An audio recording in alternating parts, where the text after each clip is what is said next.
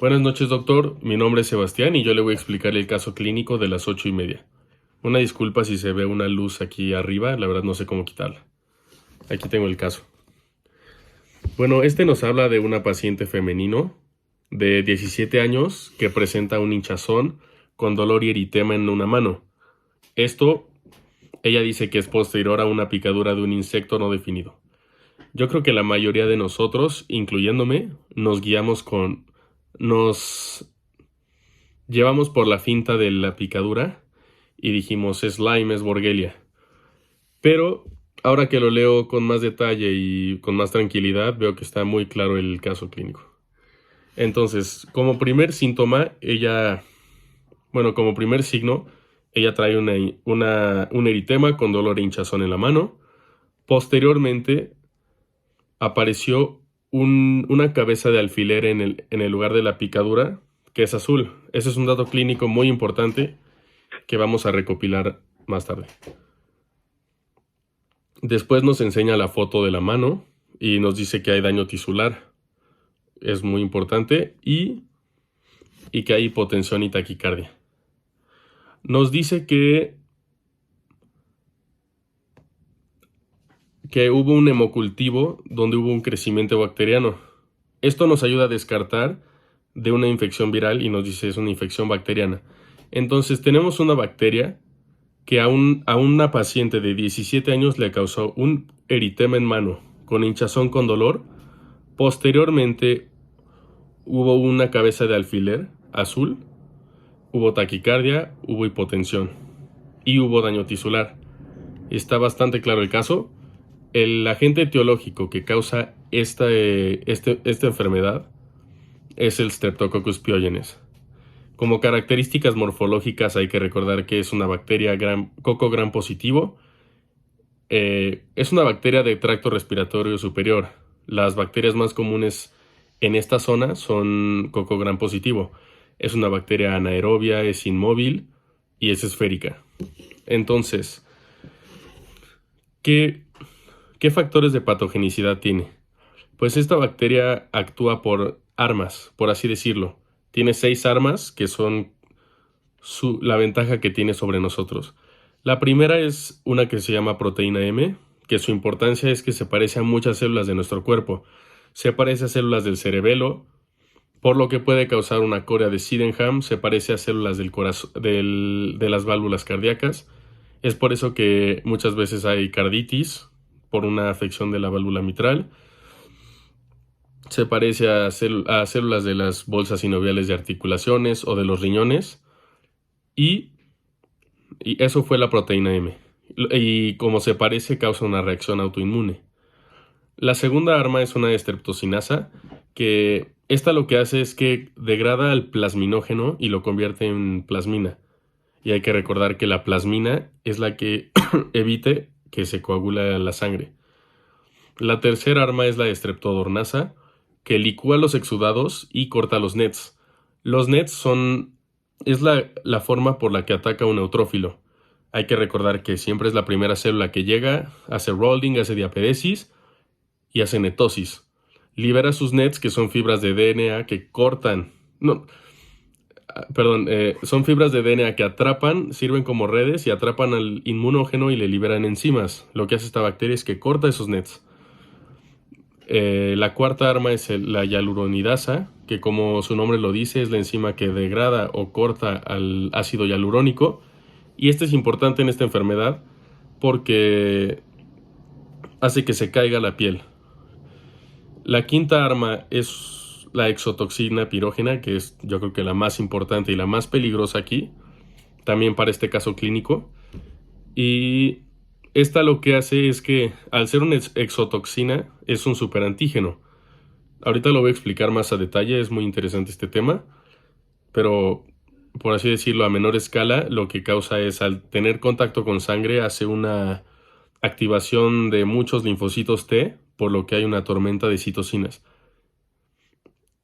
Y finalmente la última arma es la hemolicina, que tiene dos componentes, que es la streptolicina S y el streptolicina O, y por eso la bacteria Streptococcus pyogenes se dice que es beta hemolítica. Hay 3 tipos de hemólisis, la alfa, beta, gamma, La que nos importa es la beta, ya que es causada por esta bacteria, es total y es transparente. Ahorita digo qué enfermedad es, pero antes hay que saber, esta bacteria causa 3 tipos de enfermedades. Hay unas que son dermatológicas, como erisipela, celulitis, fiebre escarlatina. Hay otras que son las no supurativas, que son causadas siempre por una supurativa mal controlada o por una supurativa que no fue detectada o a tiempo o que nunca fue detectada. Esta puede ser la corea de Sydenham, puede ser pandas, puede ser glomerulonefritis, y tenemos las supurativas, que son las principales, son absceso tonsilofaringeo, una otitis media, una sinusitis y el diagnóstico de este caso, la enfermedad fascitis necrotizante. Entonces, voy a ir explicando la enfermedad, recopilando los síntomas que presentó el paciente. Bueno, síntomas y signos. La fascitis necrotizante generalmente va posterior a una faringitis o a una infección, a una faringitis exudativa, así como dice el doctor, escupe en un flan napolitano. Entonces, aquí o no está presentado en el caso clínico o fue omitido por el paciente, pero generalmente el antecedente es una faringitis. Está las amígdalas colonizadas por la bacteria, pero algún streptococo puede viajar por sangre. Entonces, el problema de esto es que si el paciente tuvo la faringitis y luego tiene una herida, ya sea un trauma, ya sea un desgarre o cualquier herida abierta, y el streptococo estaba viajando por esa zona, se pasa a la fascia. Esto lo que provoca, bueno, hay que recordar que la fascia siempre es inmunológicamente pobre. Lo que provoca es que como primer síntoma del paciente va a haber un dolor inexplicable. Y posteriormente va a haber un eritema en la zona con hinchazón. Puede ser difuso o localizado. Entonces, tomando los datos del paciente, este tiene un dolor, tiene la bacteria, tuvo un piquete de mosquito, entonces seguramente por ahí estaba viajando el streptococo y se pasa a la fascia. Entonces lo primero es un eritema con dolor e hinchazón, que son los primeros signos y síntomas que presenta el paciente. A las 24 horas en la enfermedad generalmente aparece o una vesícula o una ampolla. Eso explica por qué después apareció una cabeza de alfiler azul. La vesícula se ve azul. Y en la enfermedad lo peligroso de esto es que adentro de esa vesícula o ampolla está la exotoxina. Entonces, ahorita digo qué pasa si la exotoxina pasa a sangre, pero yo creo que con estos datos prácticamente está hecho el diagnóstico y hay daño tisular. Y aquí podemos tomar 2 de las armas que tiene la bacteria, que es la hialuronidasa, que provoca el daño tisular, provoca que se caiga la piel, y la exotoxina pirógena. Entonces, está la exotoxina dentro de la vesícula, y si ésta llega a tocar la piel, como el doctor nos dijo, el paciente tiene 4 horas de vida. Pero tiene una explicación más padre. Entonces, llega y toca la sangre, era la sangre. Activa los linfocitos T y eso hace que estos liberen muchas citocinas. Entonces, hay una tormenta de citocinas y esto provoca que haya una vasodilatación. Al haber vasodilatación, se empieza a estancar la sangre y a coagular. Y esto se llama falla en retorno venoso, que va a tener 2 vías. La primera es que empieza a haber hemorragias en todo el cuerpo.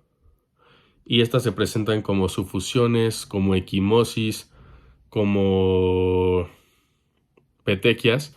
Y, por otro lado, todo esto se llama síndrome de coagulación diseminada. Por otro lado, deja de llegar la sangre a los órganos, por lo cual y los órganos pueden ser riñones, hígado, especialmente glándulas suprarrenales. Por eso hay síndrome de Waterhouse. Entonces, empieza a haber hipoxia en órganos, isquemia, daño multisistémico y muerte posteriormente. En 4 horas pasa todo eso. Por eso es muy importante que la paciente sí tuvo una cura, porque prácticamente estaba condenada a muerte si no hubiera sido curada a tiempo. Como vacuna, esta bacteria no tiene como tal una vacuna, no está ni en el esquema nacional de vacunación ni fuera, pero como tratamiento específicamente para la fascitis, podemos encontrar tanto antihistamínicos antibióticos e histamínicos. Y como es una bacteria que infecta el tracto respiratorio superior, pues algunas de las formas de prevenir pueden ser usar las que recomienda siempre la Secretaría de Salud como cuidados primarios, el usar cubrebocas, evitar lugares con hacinamiento, debido a que el hacinamiento hace que se propague más rápido entre las personas, las enfermedades. Evitar hacinamientos, uso de cubrebocas, tener una buena higiene, siempre lavarte las manos, no estar expuesto en zonas de contagios. Bueno, y como último dato, un síntoma que se puede presentar con la fascitis es la hipotensión.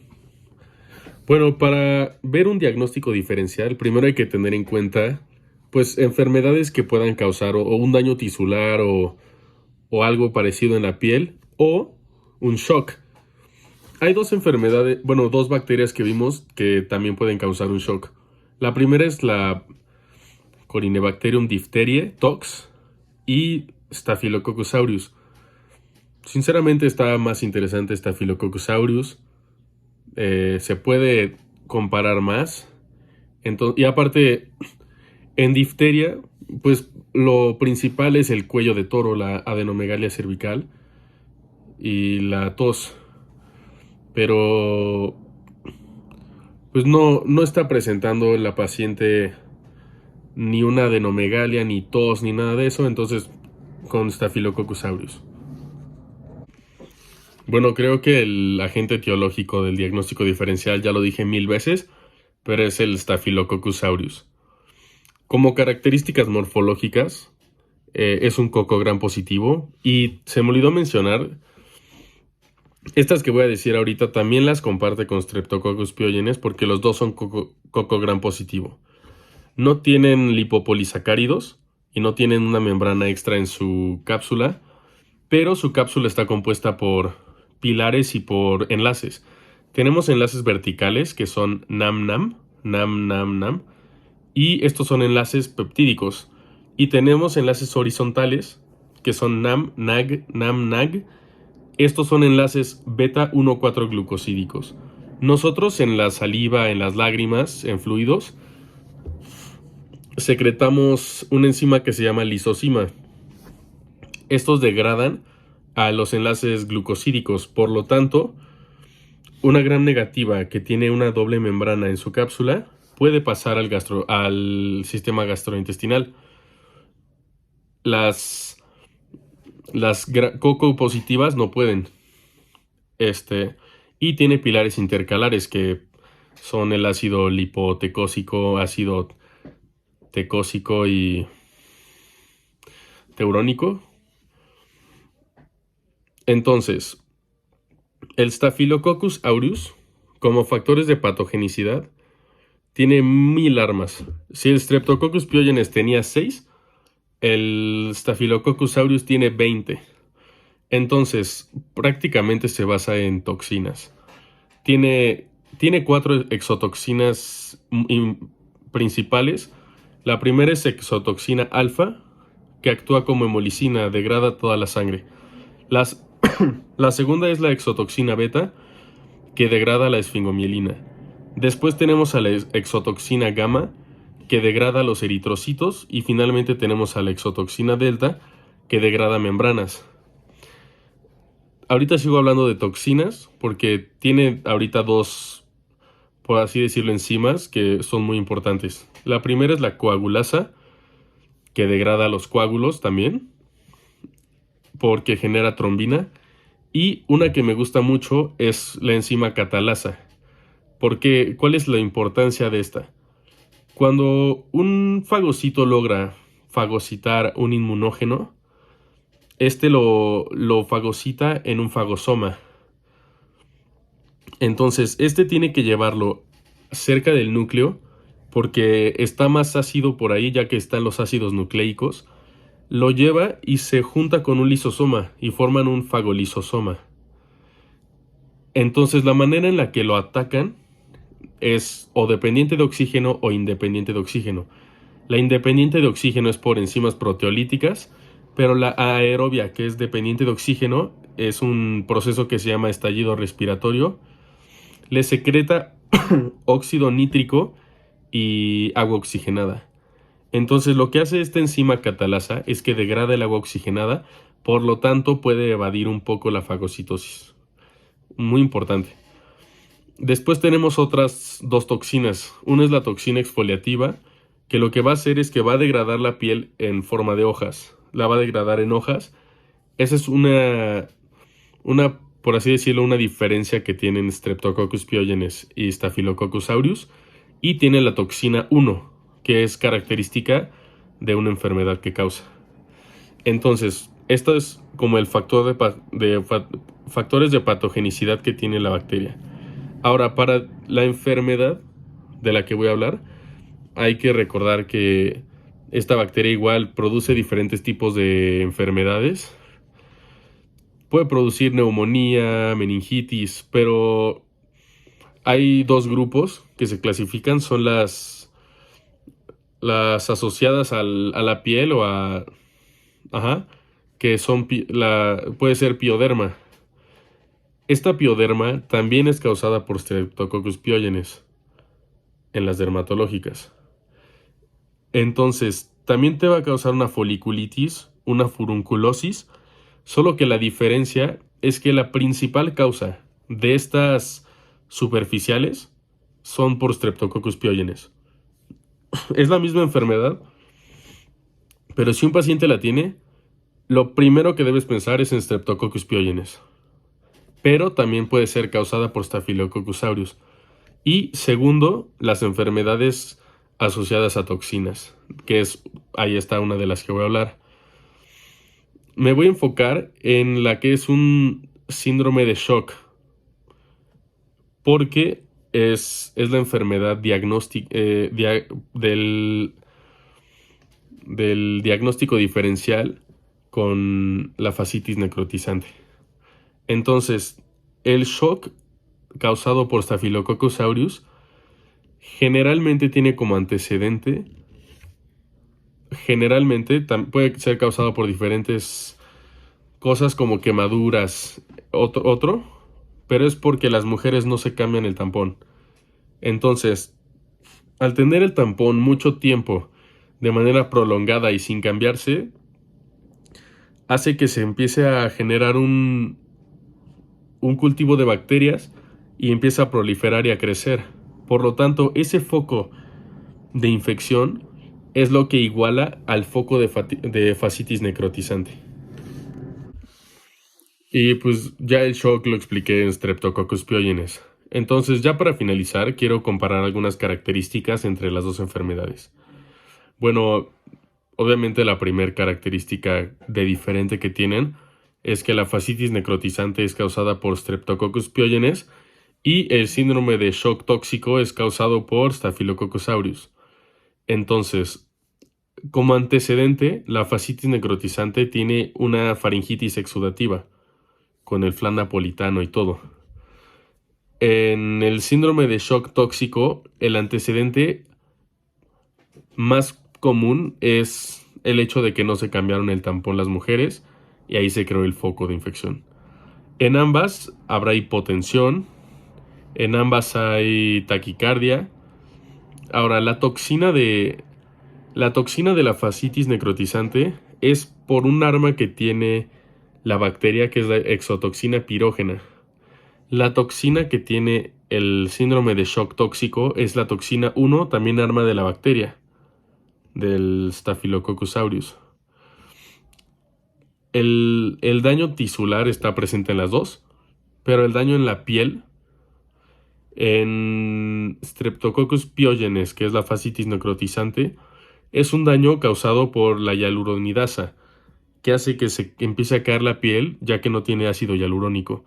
En cambio, el daño a la piel que hay en el síndrome de shock tóxico es por la exotoxina exfoliativa, que hace que la piel se empiece a caer en hojas. Y el shock está presente en los dos. En ambos hay necrosis de tejidos.